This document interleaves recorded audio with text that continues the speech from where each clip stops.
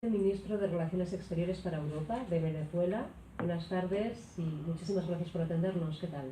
¿Qué tal? Buenas tardes. No, gracias a ustedes por esta oportunidad de compartir. Nos acompaña también Santiago Barnuevo, compañero del área de internacional. Santi, ¿qué tal? Bienvenido. Buenas tardes. Bueno, señor Gil, vamos a analizar algunas cuestiones que hacen referencia a su país, también por supuesto a la Unión Europea y a España. Me gustaría empezar hablando por el paquete de medidas económicas que el presidente Maduro aprobó en el mes de agosto como un intento de frenar la hiperinflación y lo que era el hundimiento de la producción económica, que quizá es lo que ha llevado a la población a una situación más precaria. Muchas personas que han dejado Venezuela piensan que esas medidas económicas no han funcionado, que los salarios han perdido en 2 meses gran poder adquisitivo, en varios meses poder adquisitivo. Le quería preguntar por su opinión al respecto. ¿Estas medidas están funcionando? ¿Se están replanteando otro paquete de medidas económicas en Venezuela? Sí, mira, creo que yo creo que siempre el tema económico en Venezuela hay que ponerlo en contexto, ¿no? El contexto que tenemos es un país que está bajo amenaza, y no solamente bajo amenaza, sino bajo la acción sistemática de agresión política, económica, bloqueo financiero, bloqueo de acceso a materias primas, como el bloqueo de acceso a alimentos, a medicinas, con cosas concretas, ¿no? Por nombrar una, se habla mucho del tema petróleo, ¿no? PDVSA está impedida, por ejemplo, de acceder a un financiamiento, teniendo las reservas más grandes del planeta, o sea, una empresa realmente sólida en su balance financiero, su balance comercial. A pesar de eso, por una orden política del presidente Trump, PDVSA, como hace cualquier empresa en el mundo, no puede recurrir al mercado financiero porque simplemente da una orden desde los Estados Unidos y que se acata luego. Hay un sobreacatamiento, como se dice en estos términos, un sobrecumplimiento de esa orden ejecutiva de Trump, porque luego termina siendo aplicada en todas partes del mundo, incluyendo en Europa. Eh, Donde tenemos, por ejemplo, en Europa, en Euroclear, que está en Luxemburgo y en Bélgica, más de 1.200 millones represados, 1.200 millones que pudieran bien ayudar a recuperar la industria petrolera más rápidamente, y entre otras cosas. Así que, visto ese contexto y la historia reciente de los últimos 3, 4 años en el país, que hicimos frente a la baja del precio petrolero más larga de la historia contemporánea, donde hicimos frente bueno, todo el preludio del paquete de medidas coercitivas unilaterales del presidente Trump viene del presidente Obama cuando nos declaró amenaza inusual y extraordinaria. Es decir, es un contexto bien complejo que tuvo un efecto negativo en la economía y en la población que vive en Venezuela, y fundamentalmente un país que vive fundamentalmente del petróleo. Así que en ese contexto de constante agresión, de diseñar diversas estrategias y tácticas para poder sortear una especie de carrera de obstáculos a la cual estamos sometidos, donde cada iniciativa económica es contrapuesta a una iniciativa para derrocarla desde los Estados Unidos y desde Europa. El presidente Maduro y su equipo económico lanzaron el 20 de agosto un plan, se llama Plan de Recuperación Económica, Crecimiento y Prosperidad, que contempla acciones en todos los términos clásicos de la economía, desde el punto de vista fiscal, reducción del déficit fiscal, que es muy alto precisamente por la situación que hablaba, recuperación de la capacidad productiva tanto de la industria petrolera como de las otras áreas económicas importantes del país, manufactura, agricultura, transformación de materias primas, etcétera, y por supuesto una recuperación del poder adquisitivo del venezolano a través de una reconversión, una especie de cada reconversión monetaria para ayudar a avanzar ese problema. Apenas llevamos 2 meses y medio de ese programa, yo creo que muy pronto al día siguiente ya todas las fuerzas que precisamente promocionan las sanciones, promocionan el bloqueo, ya habían declarado el fracaso del plan, ¿no? El día siguiente, ¿no? O sea, ni siquiera dejaron un día. Sin embargo, la realidad es otra, ¿no? La realidad es otra. Comienza, primero se recuperó y lo reconocen incluso, ayer leí algunos reportes de sectores que generalmente están vinculados a la oposición, reconocen el crecimiento positivo del poder adquisitivo de los venezolanos. No, no estamos negando las dificultades, por supuesto que siguen dificultades. Nadie puede pensar que un proceso de inflación, un proceso de todo este contexto que lleva a los daños a la economía que ha ocasionado el bloqueo puedan ser solucionados en 1 o 2 meses ni con el mejor de los planes. Es un plan a la venezolana, es un plan hecho en Venezuela y que en todo momento resguarda la soberanía, resguarda a Venezuela y resguarda el bienestar social. Lo vemos en el presupuesto, por ejemplo, ayer también veía en las noticias, el 73% de nuestro presupuesto va dedicado a la protección social.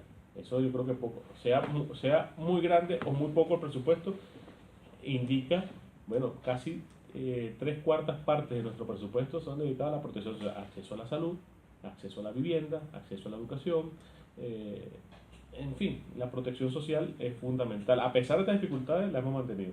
El plan económico creo que va a seguir el lineamiento, además es un plan, como lo explicó el propio presidente, un plan que se desarrolla por fases. A medida que va avanzando, van surgiendo nuevas etapas. En esta primera etapa, quizás el combate más importante que nosotros hemos tenido es en el campo cambiario y monetario, que es donde más ataque hemos recibido, y es una batalla. Por supuesto, yo no soy especialista en el tema económico, sí te puedo decir que es un plan que va desarrollándose según lo estipulado y que se irá desplegando en función de las variedades, porque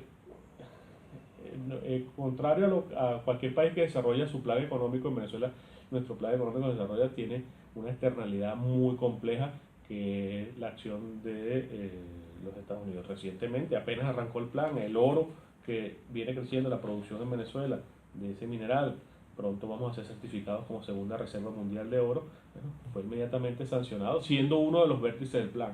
Por supuesto que esto ya nosotros lo esperábamos, lo suponíamos que iba a suceder, entonces el plan, digamos, tiene la posibilidad de ir, digamos, haciendo las variaciones necesarias que sean específicas para poder garantizar su éxito. Pero puedo decir que el plan ahora hay un poder adquisitivo que comienza a recuperarse y estamos dando la batalla en el tema cambiario, que es el tema más complejo que nosotros tenemos. Ustedes hablan generalmente de la presión que se está ejerciendo desde el exterior, desde Estados Unidos, desde Europa, contra la economía del gobierno de Venezuela, no solo del gobierno, sino de todo el país. Ya hablan incluso de bloqueo, están, digamos, utilizando los mismos términos que se ha usado durante mucho tiempo con lo que ha pasado también en la isla de Cuba, pero yo les pregunto, ¿no se les escucha desde el gobierno autocrítica en lo que han sido la gestión económica a lo largo de todos los años, desde que Hugo Chávez llegara a la presidencia del país? Muchas cosas han cambiado en Venezuela, algunas para bien, otras para no tan bien.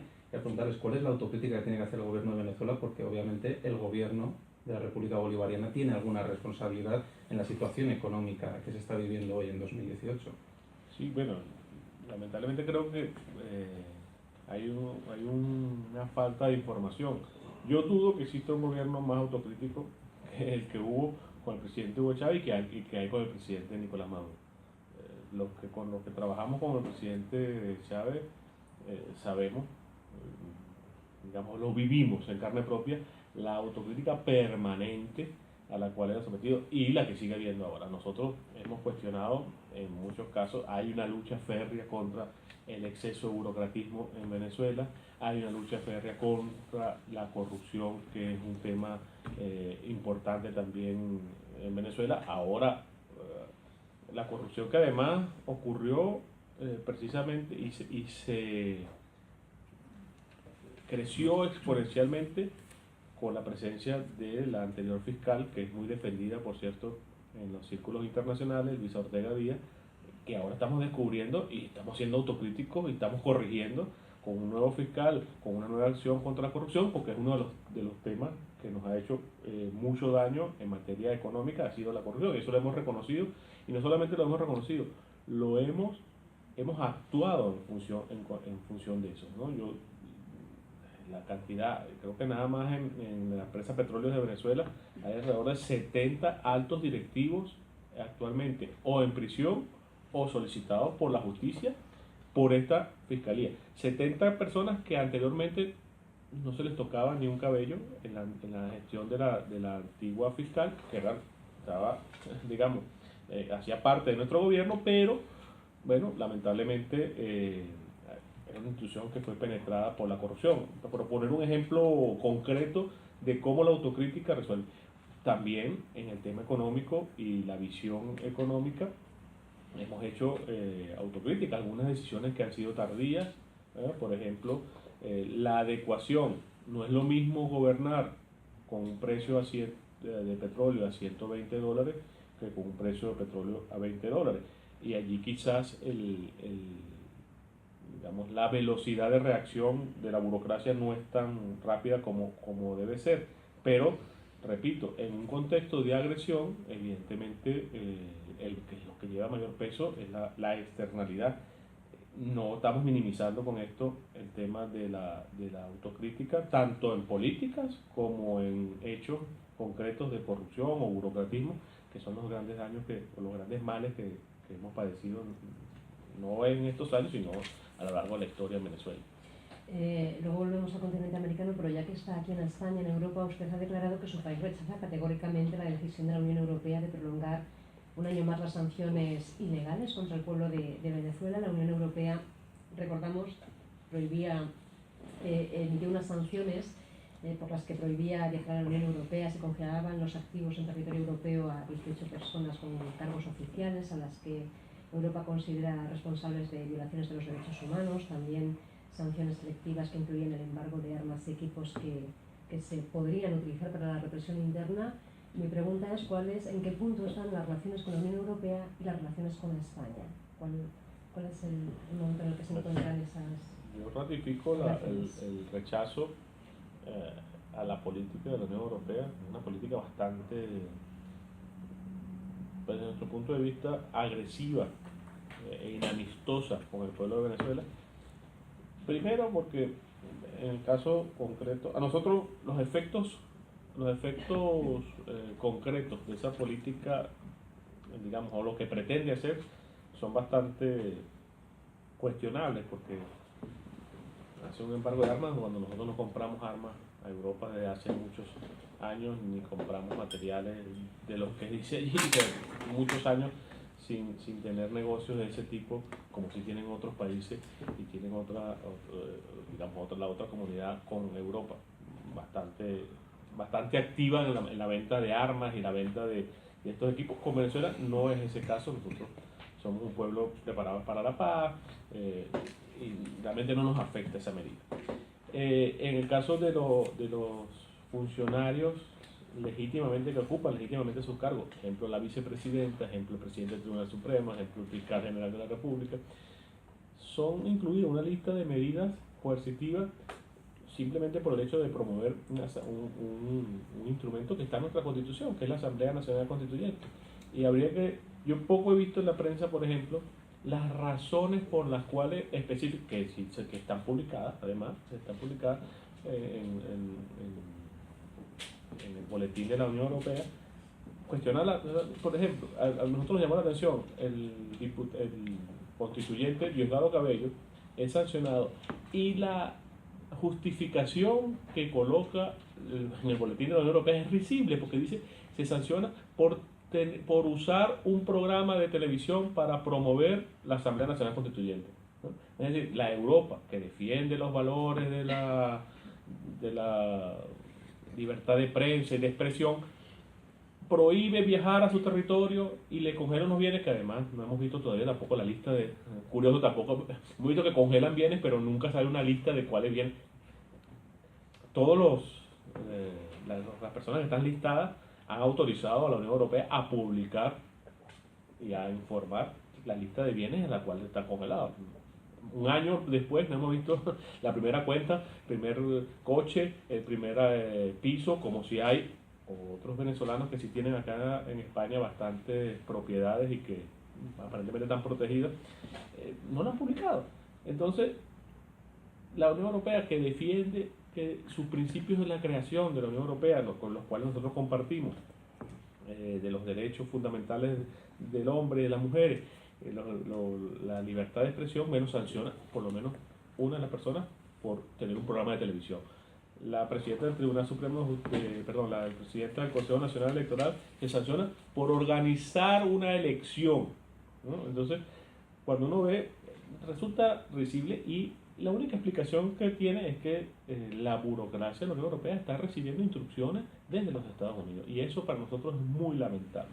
No quiere decir esto que nosotros estemos, digamos, o sea, cuestionamos, la consideramos muy hostil esa decisión, pero y siempre hemos dejado la puerta abierta que si la Unión Europea retoma su origen, sus principios de colaboración con Venezuela, nosotros estamos dispuestos a colaborar.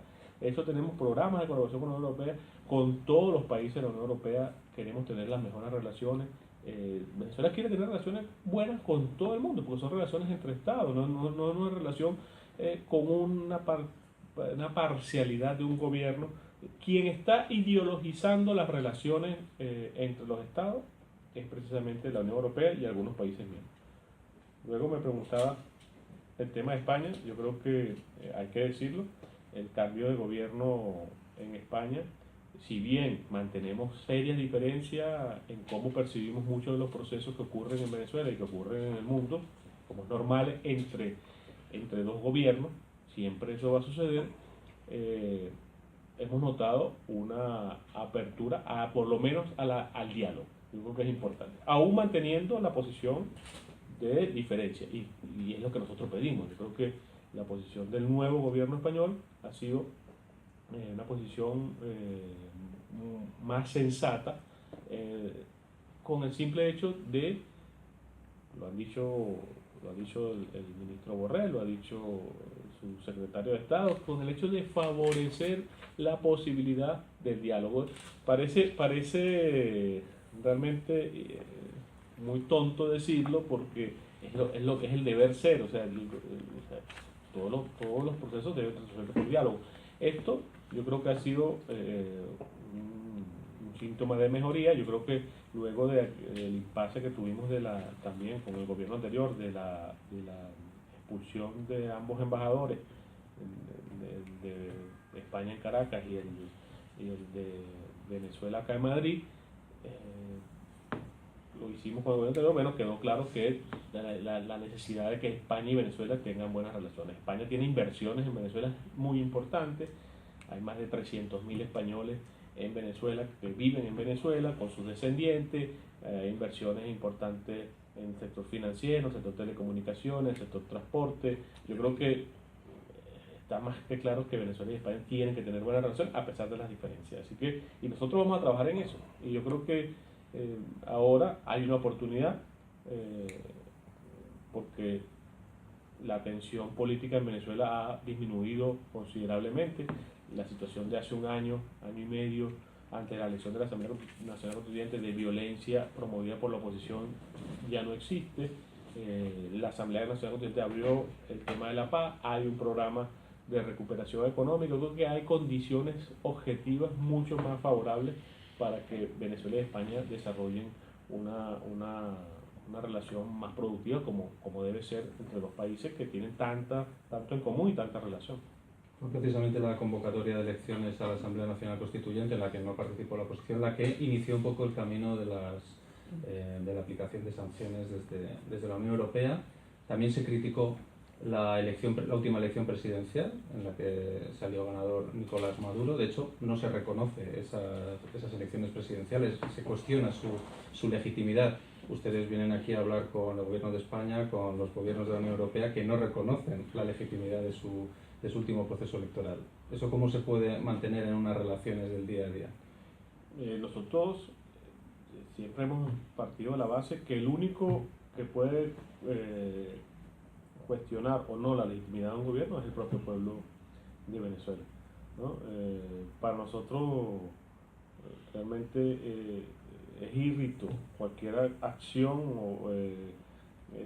o intención de reconocer o desconocer la legitimidad de un gobierno electo popularmente bajo una regla. Así que yo creo que eso es un tema que nosotros hemos dejado claro, es un tema que para nosotros no está en discusión.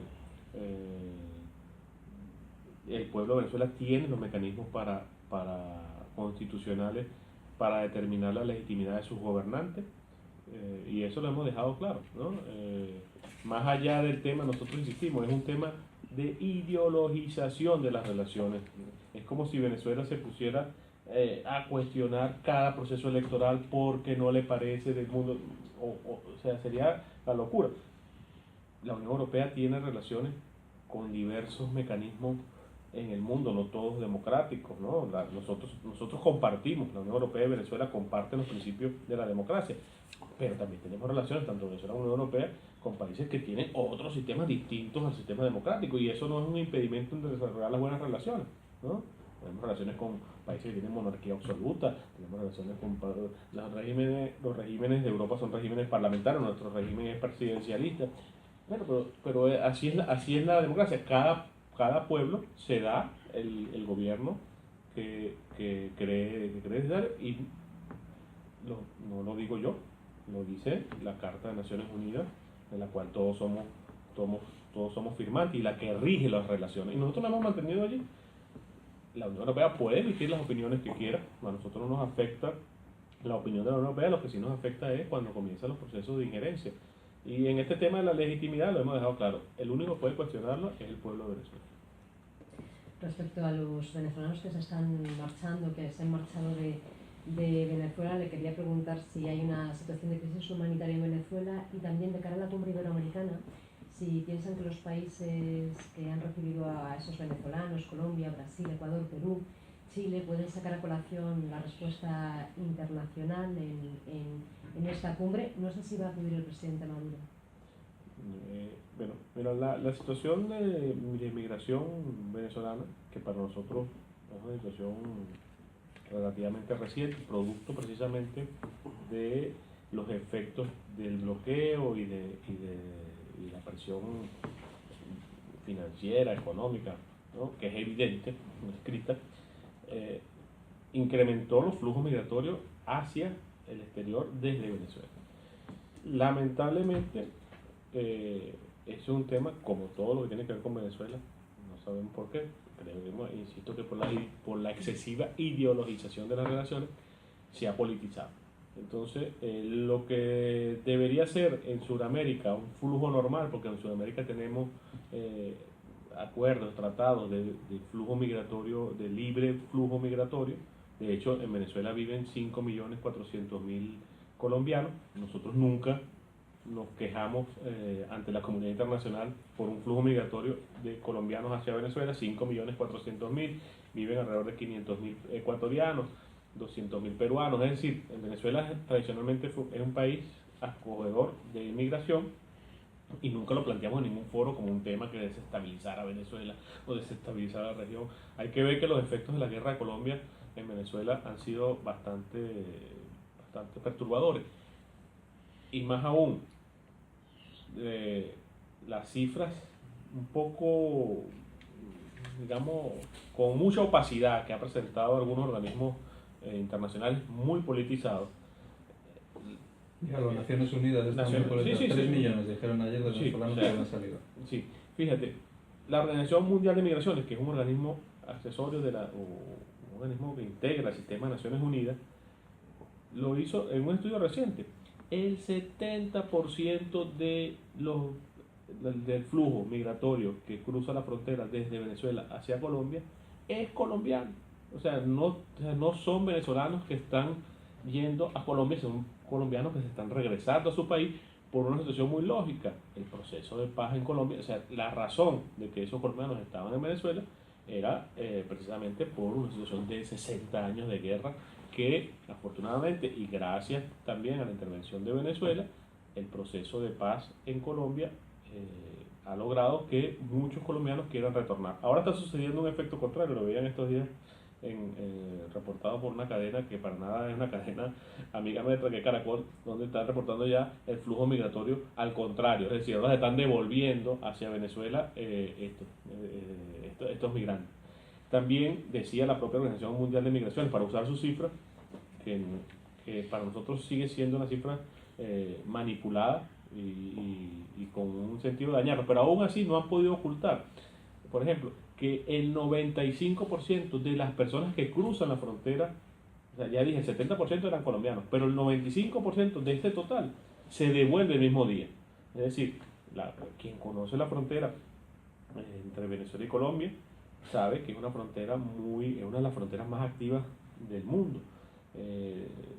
La gente va y viene, hace sus compras en un lado o el otro dependiendo de la realidad económica, si está más barato en una parte va hacia un lado, a veces el flujo es al contrario, pero el 95% se devuelve. O sea, entonces Colombia presenta ante organismos internacionales una cifra trucada, primero de colombianos que entran a su país y que no se quedan, sino que se devuelven a su país.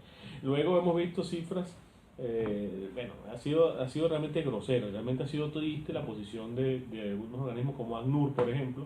Nosotros hemos pedido, bueno, ¿dónde está el listado de esos? Si hay 3 millones y lo dicen con tanta vehemencia, presenten los nombres, lugares, etcétera, dónde están registrados estas personas.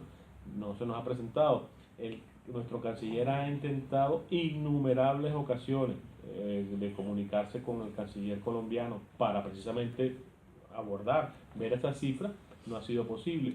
Lo hemos intentado en Perú, lo hemos intentado en todas las naciones. Hemos estado en comunicación con todos los países vecinos para entender cuál es su denuncia y que nos entreguen, sí, que es lo lógico. O sea, cualquier país que tiene una cifra, que dice tener una cifra de migraciones, etcétera, tiene que mostrarle al otro país, bueno, que esta es la prueba. No nos ha mostrado nada. Muestran es una simple foto del puente, el puente entre Colombia y Venezuela, que el cual se transita diariamente, pero es un flujo que va en las dos direcciones. En la mañana va hacia un lado, en la tarde va hacia el otro. Es normal, eso ha sucedido toda la vida de esa forma.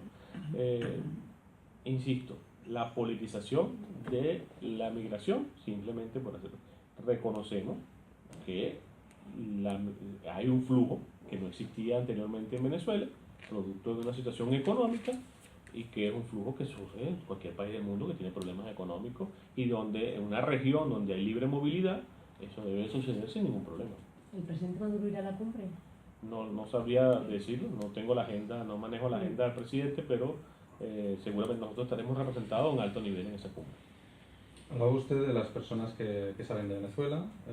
Usted dice que muchas vuelven, ¿no? Que incluso en ese plan de retorno que ha organizado el gobierno de Venezuela, lo que pasa es que el gobierno habla de 7.000 personas que han retornado, cuando la otra cifra que ustedes ponen en duda es de 3 millones, ¿no? O sea, parece un poco cifras demasiado distintas. En este programa hemos escuchado a venezolanos que se marcharon a Colombia, que también llegaron a Brasil, y quizás dentro de cada uno, de su historia, que obviamente cada historia es única y es personal, hay una coincidencia, y es que el pueblo venezolano es un pueblo formado, que ha tenido acceso a educación, que ha tenido acceso durante muchos años a muchas cosas y que ha dejado de tener acceso, y que eso les implica a ellos que no ven un futuro, no hablamos a corto plazo, sino a medio plazo. Esos venezolanos que se han marchado, que ellos mismos dicen, no lo estamos diciendo nosotros, que hemos huido de Venezuela por la crisis económica, crisis humanitaria, decían ellos, que vive el país, no ven futuro en Venezuela. ¿Qué puede ofrecerles el gobierno a esta gente que se ha marchado y que ahora mismo no tiene ninguna esperanza en regresar a su país? Bueno, yo difiero de esa apreciación. Evidentemente, primero, nosotros hemos protegido el derecho que tiene el migrante de ir, o sea, porque además somos firmantes de tratados internacionales que protegen la libre migración. Yo considero que es un derecho humano, que la persona puede ir al lugar que le plazca sin más limitación que lo que tienen las leyes. Y es un derecho que más bien nosotros queremos proteger.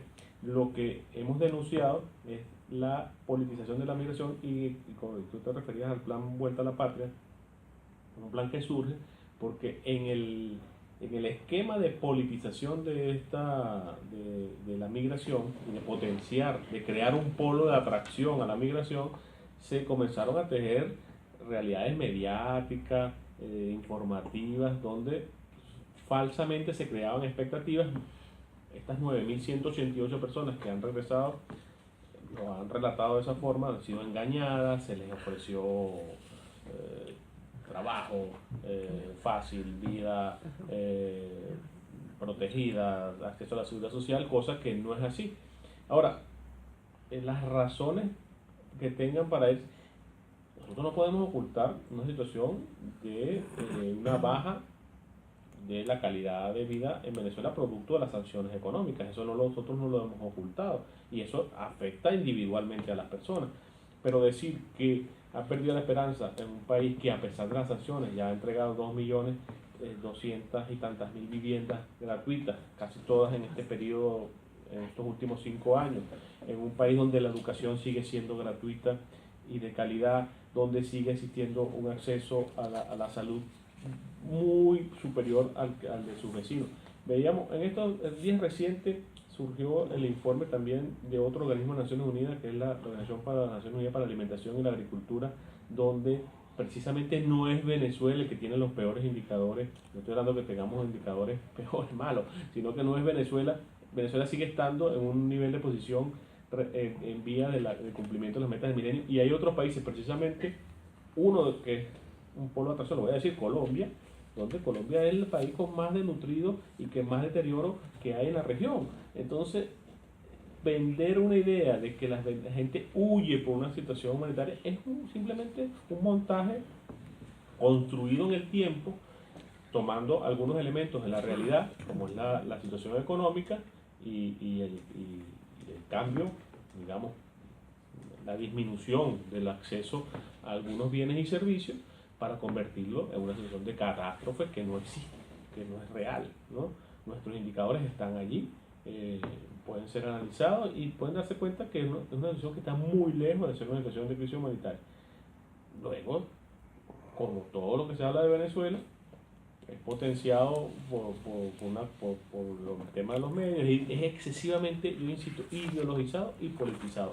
Y es eso donde vemos declaraciones, vemos gente hablando de crisis humanitaria, una situación que no existe tal crisis humanitaria. Yo estaba hablando de venezolanos que nos decían a nosotros mismos directamente, sí, sin ningún eso, político y sin ningún medio de comunicación. Pero estamos hablando de 5 años o 6 años, bueno, 20 años de manipulación si hiciéramos un listado de todas las cosas falsas que han salido en la prensa y que van construyendo este escenario de supuesta crisis humanitaria, bueno, ustedes como comunicadores saben que eso efectivamente tiene un efecto sobre las personas, pero la invitación es ahí a ver las cosas a Venezuela. Pueden ver el acceso que tiene la gente a la salud, a la alimentación, etc. Y es completamente falso. La gente que va a Venezuela dice, bueno, pero yo pensaba que aquí se iban a encontrar gente matándose en las calles, gente muriéndose de hambre en las calles, gente que no tiene salud ni educación. No estamos diciendo que sea una situación de las mil maravillas, evidentemente, y en el 2011, 2012, por supuesto, estábamos mucho mejor que lo que estamos ahora. Eso nosotros no lo hemos negado, lo hemos reconocido. Hemos reconocido fundamentalmente por efecto de un bloqueo y bueno, también por fallas internas, como lo hemos dicho también, pero muy lejos de lo que es una situación de crisis humanitaria. O sea, el remoquete, la chapa que se pretende imponer, que Venezuela es una situación de crisis humanitaria, tiene un objetivo, que es la intervención de Venezuela, que es por encima del principio de respeto a la soberanía.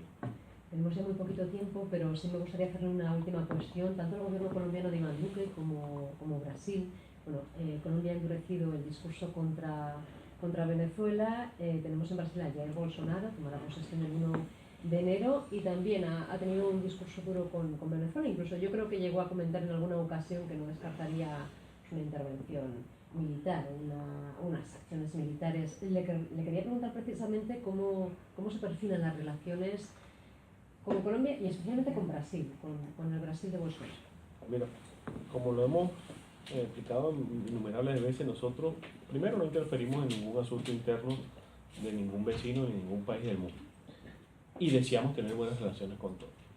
Venezuela tiende la mano a Colombia, la ha tendido la mano innumerables veces, a pesar de las agresiones. En día reciente, 3 soldados de nuestra Guardia Nacional Bolivariana fueron asesinados por paramilitares colombianos, y eso ha sido recurrente en los últimos 60 años, no es un tema nuevo, es un tema del desborde de la violencia hacia Colombia, de Colombia hacia Venezuela, es un tema muy grave. Igual el tema de Brasil, la presencia de mineros ilegales en Brasil, de Brasil en Venezuela también es un tema, a pesar de situaciones difíciles, porque son países fronterizos, compartimos una frontera bastante compleja, nosotros hemos siempre tendido la mano, tanto en Brasil como en Colombia, de tener buenas relaciones, y la queremos tener. Depende de esos países, depende de esos gobiernos, ¿no? Si el gobierno del presidente Duque mañana quiere reunirse con el presidente Maduro, tratar los temas que tenga que tener, el presidente Maduro va a encontrar una persona que igual el presidente Bolsonaro, si él después toma posesión, a pesar de las diferencias ideológicas que tenemos, que son bastante grandes, pero somos vecinos y estamos obligados a navegar juntos. El presidente Chávez fue promotor de la unidad suramericana y latinoamericana, y nosotros seguimos en esa tendencia y no la vamos a mover de ahí. Pues agradecemos a Iván Gil, viceministro de Relaciones Exteriores para Europa de Venezuela, que haya tenido los micrófonos de 5 continentes de Radio Nacional de España. Muchísimas gracias y hasta una nueva ocasión. Gracias a ustedes y los esperamos en Caracas. Entonces. Y Santiago Barnuevo, compañero del área internacional, gracias. Hasta luego.